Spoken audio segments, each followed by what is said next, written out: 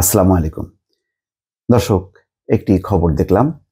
BNP নেতা দুলুর পদাবনতি, তার পদ থেকে নামিয়ে দেওয়া হয়েছে। তার যে পদ ছিল বিএনপি চেয়ারপারসনের উপদেষ্টা, সেখান থেকে তাকে নির্বাহী কমিটির সদস্য করা হয়েছে। তার মানে উপরের পদ থেকে নিচে নামানো হয়েছে।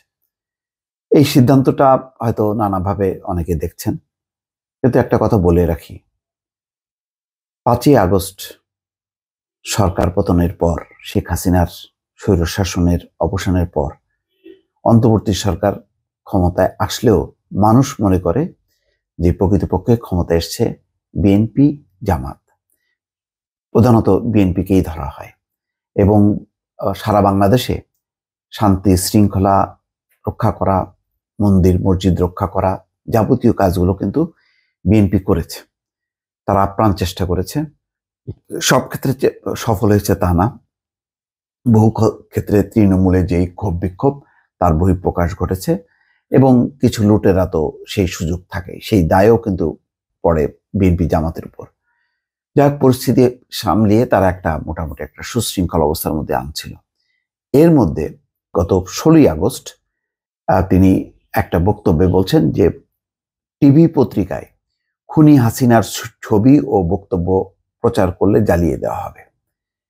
এটি অনেকগুলো পত্রিকায় প্রকাশ হয়। তারপর একটা প্রতিক্রিয়া তৈরি হয় যে ওনার মতন একজন সিনিয়র নেতা, উনি নিঃসন্দেহে ত্যাগী নেতা, অনেক অত্যাচার নির্যাতন পোহাতে হয়েছে তাকে এবং তার দলকে, বিশেষ করে নাটোরের মতন একটা সন্ত্রাসবহুল জায়গায়। আমি আমার গত 15 বছরের অবজারভেশনে আমি যা দেখেছি যে কোনো জায়গায় মানে অনেক জায়গায় হয়তো বিএনপি কর্মসূচি পালন করতে পেরেছে, কিন্তু নাটোরে বিএনপি নির্বিঘ্নে কর্মসূচি পালন করতে পেরেছে এমন ঘটনা আমি দেখি নাই।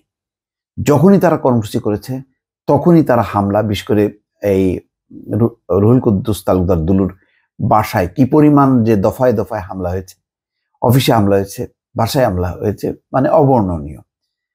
তারপরও এমন একটা পরিস্থিতি যে আজকে দুলুকেও ক্ষমা করেনি বিএনপি।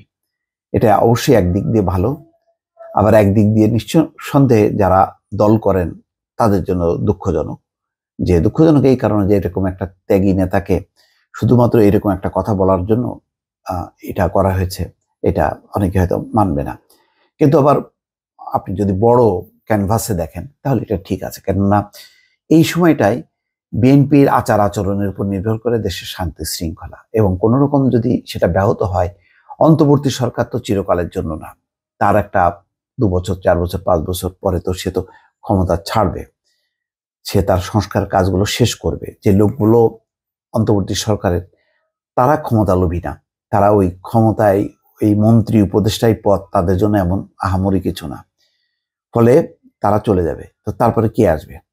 এটা চোখ বন্ধ করে যে কেউ বলবে, মানে আজকে হোক 5 বছর পরে হোক, নির্বাচন আসা মানেই হচ্ছে বিএনপি ক্ষমতায় আসা। তো যে বিএনপি ক্ষমতায় আসবে সে কি একই রূপ নিয়েই আসবে? আওয়ামী লীগের চেহারা নিয়েই কি আসবে? না। তাই যদি হয় তাহলে পুরো ছাত্রদের এই আন্দোলন, এই ছাত্র জনতার এই আন্দোলন, যে আন্দোলনে তো তারাও মিশেছিল, ফলে পুরোটাই একদম মানে বিফলে যাবে। ফলে এই কারণেই দেখা যাচ্ছে যে বিএনপি যথেষ্ট সচেতন এবং অন্তর্বর্তী সরকারকে তারা সাপোর্ট দিয়ে যাচ্ছে, বলছে যে আপনারা সংস্কার কাজ করেন, আমরা সাপোর্ট করব। এবং সারা বাংলাদেশ জুড়ে কিন্তু তার তৎপরতা একদম তৃণমূল পর্যায়ে। আমি যেটা জানি, তারেক রহমান নিজে টেলিফোন করছেন একেবারে তৃণমূল পর্যায় পর্যন্ত, এবং সেখানে বলছেন কোনোভাবে যাতে প্রতিপক্ষের বাড়িতে, তার অফিসে, দোকানপাটে হামলা না করা হয়, আর বিশেষ করে সংখ্যালঘুদের রক্ষা করতে হবে। এবং সেই অনুযায়ী কিন্তু হয়তো প্রথম দিন না হলেও, দ্বিতীয় দিন না হলেও, তৃতীয় চতুর্থ দিন থেকে কিন্তু বিএনপি ঘুরে গেছে, আর জামাত তো আরো সংগঠিত রাজনৈতিক দল, তারাও ঘুরে গেছে। হ্যাঁ, তবে কোনো কোনো ক্ষেত্রে ছাড় পাবে না, এবং যাদেরকে পাওয়া যাচ্ছে, পুলিশই অ্যাকশন নিচ্ছে, তাদেরকে গ্রেপ্তার করছে। তো যেরকম ধারণা করা হচ্ছিল যে ওই ওবায়দুল কাদের বলতো না যে যদি বিএনপি জামাত ক্ষমতায় আসে 1 লাখ লোক মারা যাবে, হ্যাঁ, তো সেইটা তার ছিটে ফোটাও হয়নি সেই তুলনায়, তার বক্তব্য অনুযায়ী। তো সেইটা একটা রক্ষা, হয়তো অন্তর্বর্তী সরকার আসার কারণে যদি সরাসরি বিএনপি জামাত আসতো তাহলে বিএনপি জামাতের নেতারা তাদের কর্মীদেরকে মানে ঠেকাতে ঠেকাতে কিন্তু অনেক ঘটনা ঘটে যেত। আর এখন তো আইন শৃঙ্খলা রক্ষার দায়িত্বে আছে সেনাবাহিনী যেখানেই কোনো ঘটনা ঘটছে সেখানে যে হাজির হচ্ছে। তো সব মিলিয়ে এরকম একটা অবস্থায় রুহুল কুদ্দুস তালুকদার দুলুর এরকম বক্তব্য বিএনপিকে আহত করেছে, সে কারণে তাকে দল থেকে বাদ দেওয়া হয়নি, তার পদ থেকে একটু তার নিচের দিকে একটু নামিয়ে দেওয়া হয়েছে। তো আমি মনে করি যে এটা একটা দৃষ্টান্ত যে রুহুল কুদ্দুস তালুকদার দুলুর মতন একটা ত্যাগী নেতাকেও বিএনপি কিন্তু ছাড় দিচ্ছে না। ফলে এটার আলোকে যদি সবাই যদি সতর্ক হন তাহলে কিন্তু মানে শৃঙ্খলাটা যে ঘটনাটা ঘটেছে, যেটা সুযোগ নিয়ে ভারত সহ মানে অনেকে একটু মানে একটা সুযোগ নেওয়ার চেষ্টা করছিল, সেটা কিন্তু কমে যাবে। আর অন্যদিকে গণমাধ্যমের প্রতি তো একটা মানুষের বিক্ষোভ আছে। এটা মানে গণমাধ্যমের অপরাধ, এই অপরাধের শেষ নেই। আমি নিজেও গণমাধ্যম কর্মী হিসাবে বারবার বলি যে আমরা এই স্বৈরশাসনকে দীর্ঘায়িত করার জন্য এত বেশি অপকর্ম করেছি এবং যার কারণে আমাদেরকে রীতিমতো ঘৃণা করে, কোথাও যে বলতে লজ্জা লাগে যে আমি সাংবাদিক। তো তার প্রতিফলন ঘটেছে।